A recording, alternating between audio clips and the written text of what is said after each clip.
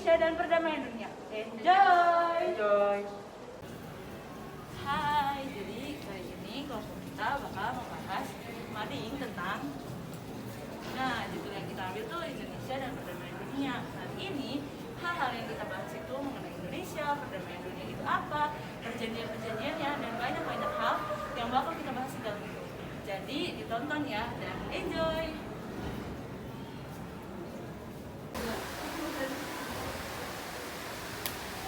Eits, kita ketemu lagi.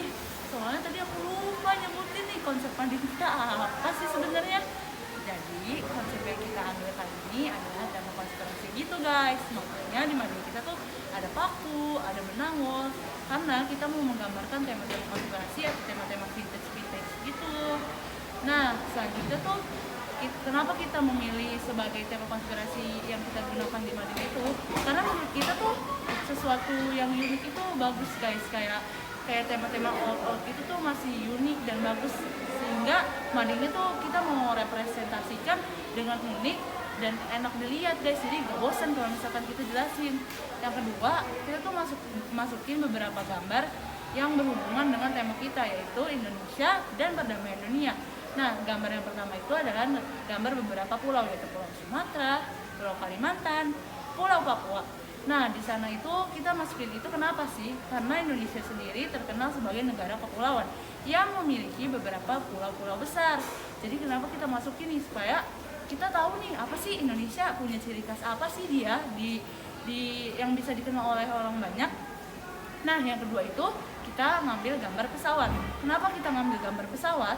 Karena judulnya aja Indonesia dan perdamaian dunia. Perdamaian dunia pasti adanya interaksi dengan bangsa-bangsa, dengan negara-negara. Jadi pastinya ada timbulan interaksi, perjanjian atau kesepakatan bersama.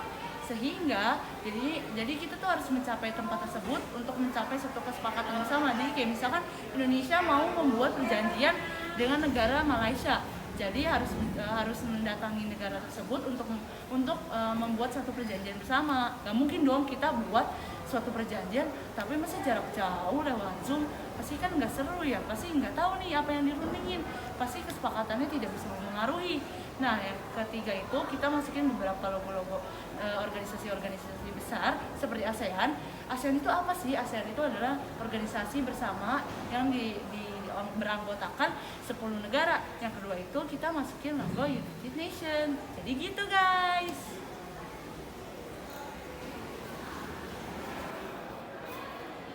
Oke, sebelum kita mulai, saya akan menjelaskan terlebih dahulu apa sih hubungan internasional. Nah, hubungan internasional secara umum adalah hubungan yang sifatnya global dan meliputi segala hubungan yang terjadi melampaui ketatanegaraan atau batas-batas ketatanegaraan. Pertama, kita akan masuk ke sarananya. Sarana hubungan internasional ada yang pertama yaitu diplomasi. Nah, diplomasi itu apa sih? Diplomasi adalah perundingan yang dilakukan dan diwakilkan untuk menjalin kerjasama. Yang kedua ada negosiasi. Nah, negosiasi ini adalah suatu hal yang dilakukan dalam sarana hubungan internasional untuk mencapai suatu kesepakatan. Nah, untuk mencapai kesepakatan tentunya harus ada tujuan yang jelas. Nah, apabila negosiasi tidak ada tujuan yang jelas, maka negosiasi tidak akan bisa dilakukan dengan baik atau hasilnya akan gagal, tidak ada hasil. Yang ketiga ada lobby. Nah, lobby ini apa sih teman-teman? Nah, lobby ini merupakan suatu hal yang dilakukan dengan cara berbicara kepada pembuat keputusannya. Jadi biasanya dalam lobby ini ya ada hasil keputusan. Yang keempat ada propaganda. Propaganda apa sih? Propaganda merupakan cara seseorang untuk mempengaruhi melalui opininya. Kalau dengan cara lebih-lebihin atau something that makes bisa provokasi orang untuk ikutlah gitu. Lalu yang kelima ada militer. Ini lebih ke dalam bentuk kerjasama ya. Kita mengirim tentara ke sini, negara dari sana, negara lain datang untuk membantu kita dengan bentuk memberi militer, bantuan militer dan lain-lain seperti itu saja. Lalu ada lagi hubungan kerjasamanya. Untuk hubungan kerjasama internasional itu ada ketiga yaitu yang pertama hubungan bilateral. Hubungan bilateral ini merupakan hubungan antara dua negara. Contohnya kayak Indonesia dan Jepang nih. Indonesia dan Jepang saling membantu sesama dalam bidang teknologi. Yang kedua adalah kerjasama dalam bidang ekonomi, misalnya Singapura dengan Malaysia gitu kan, mereka bantu. Ya pokoknya bidangnya luas. Yang kedua itu ada kerjasama dalam hubungan regional. Nah, hubungan regional ini kayak gimana sih? Hubungan antara dua negara atau lebih. Contohnya dalam suatu kawasan kayak ASEAN dan lain-lain. Yang terakhir ada hubungan multilateral. Nah, multilateral ini hubungan dengan banyak negara. Contohnya kayak WTO, PBB, dan masih banyak lagi.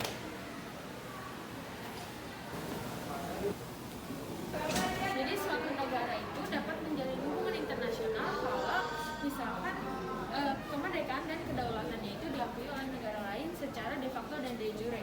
De facto itu apa sih? De facto itu berdasarkan fakta, sedangkan de jure adalah berdasarkan hukum. Nah, faktor-faktor yang membuat perlunya suatu hubungan internasional itu ada dua. Itu yang pertama tuh faktor internal dan faktor eksternal. Jadi yang pertama tuh faktor internal. Faktor internal itu adanya kekhawatiran negara itu sendiri untuk kedepannya. Jadi kayak misalkan kudeta maupun intervensi dari negara lain. Jadi kudeta itu apa sih? Kudeta itu pengambilan ahli kekuasaan. Sedangkan intervensi dari negara lain itu adalah suatu seperti kayak kerjasama dengan negara lain, tapi kayak lebih menekan, terus jatuhnya seperti ancaman. Nah, yang kedua itu ada faktor eksternal maksudnya.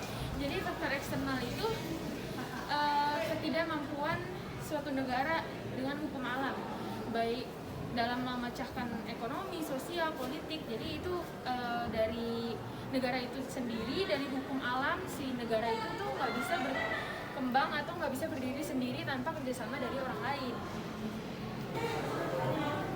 Nah, lanjutannya dari hubungan luar negeri ada 3 konsep hubungan luar negeri. Yang pertama adalah politik luar negeri. Politik luar negeri adalah seperangkat cara ataupun kebijakan yang dilakukan antar negara untuk kepentingan bersama maupun kepentingan nasional antar negara. Dan yang kedua adalah hubungan luar negeri. Apa sih bedanya dengan politik yang tadi? Hubungan luar negeri ini merupakan lebih ke arah hubungan antara regional dan internasional yang terjadi di tingkat nasional maupun daerah. Kemudian yang terakhir adalah yang ketiga, yaitu politik internasional. Apa bedanya dengan politik luar negeri dan hubungan luar negeri? Politik internasional ini lebih ke arah respon dari berbagai negara yang terdiri dari lebih satu negara terhadap suatu permasalahan politik ataupun permasalahan dunia yang lagi booming lah. Sekarang kita bakal masuk ke perjanjian internasional. Perjanjian internasional itu sendiri didasarkan pada Undang-Undang Dasar Nomor 24 Tahun 2000. Nah, ada beberapa syarat nih yang harus dipenuhi untuk melaksanakan perjanjian internasional. Apa aja sih? Nah, yuk syaratnya yang harus dipenuhi apa aja sih? Yang pertama itu adalah disepakati oleh bangsa atau organisasi. Yang kedua adalah tertulis. Yang ketiga, tunduk pada hubungan internasional. Yang keempat adalah berlaku secara resmi. Nah, ada beberapa tahapan nih untuk melaksanakan perjanjian internasional. Tahapan itu apa aja sih? Yang pertama adalah perundingan. Perundingan adalah kesepakatan tentang suatu masalah untuk kesepakatan bersama yang akan diputuskan bersama. Yang kedua adalah penandatanganan. Penandatanganan itu sendiri nanti akan diputus beberapa orang untuk menuju suatu negara, dan kesepakatan tersebut akan ditandatangani oleh presiden dan menteri luar negeri. Yang ketiga adalah pengesahan. Pengesahan tersebut disahkan dan berdasarkan keputusan bersama oleh negara yang terkait. Jadi untuk melakukan perjanjian internasional adanya saling satu sama lain. Nah, selanjutnya itu ada unsur hubungan diplomatik. Yang pertama itu ada hubungan antar bangsa, yaitu interaksi antar satu negara dengan yang lainnya. Terus yang kedua ada pertukaran misi diplomatik, yaitu kerjasama antar negara seperti bertukar pendapat maupun bertukar pelajar dan lainnya. Yang ketiga itu ada status pejabat diplomatik, yaitu hak timbal balik yang didapat atas perwakilan negara. Terus yang keempat itu ada hak kekebalan hukum atau hak ekstratorial. Itu adalah hak yang membuat seseorang itu tidak terikat oleh hukum. Hai, kali ini aku akan membahas subbab, yaitu kedudukan perwakilan diplomatik Republik Indonesia.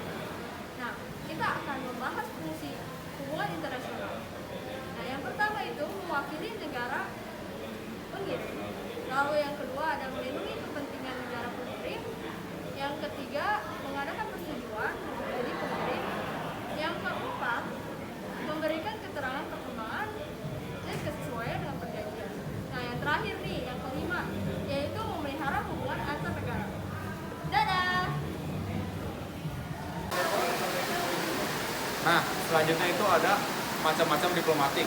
Macam-macam diplomatik itu dibagi menjadi dua. Yang pertama itu ada korps perwakilan diplomatik dan korps perwakilan konsuler. Nah, perbedaannya yaitu kalau korps perwakilan diplomatik itu berhubungan ke pusat, tapi kalau korps perwakilan konsuler itu berhubungan ke daerah. Korps perwakilan diplomatik itu memiliki hak kekebalan hukum atau hak ekstratorial lebih tinggi dibanding korps perwakilan konsuler. Nah, selanjutnya saya akan membahas tentang fun fact dari hubungan internasional di Indonesia. Nah, yang pertama, jadi Indonesia itu boleh bekerjasama dengan 38 provinsi Indonesia. Jadi semisal provinsi di Kalimantan. Kalimantan adalah penghasil kelapa sawit. Nah, ketika Indonesia ingin mengimpor kelapa sawit, Indonesia itu boleh bekerjasama dengan provinsi tersebut untuk mengimpor kelapa sawit tersebut. Atau misalnya Indonesia menghasil beras, Indonesia itu boleh bekerjasama dengan provinsi penghasil beras tersebut untuk mengimpor bahan pangan tersebut. Nah, yang kedua, Indonesia mempunyai hubungan internasional dengan banyak negara. Jadi Indonesia itu berkontribusi aktif dalam organisasi internasional. Jadi ada salah tiganya itu adalah yang pertama itu PBB. Indonesia itu resmi menjadi anggota PBB ke-60 di Perserikatan Bangsa-Bangsa ketika 1 tahun setelah mengakui kedaulatan kemerdekaan Indonesia dari Belanda, yaitu pada konferensi Meja Bunda. Nah, Indonesia itu sering berkontribusi aktif. Salah satunya saat tahun 1975 ketika ada konflik di Filipina, Indonesia sangat berkontribusi aktif pada konflik tersebut. Yang kedua itu adalah ASEAN. ASEAN salah satu Indonesia itu salah satu penggagas dalam organisasi ini.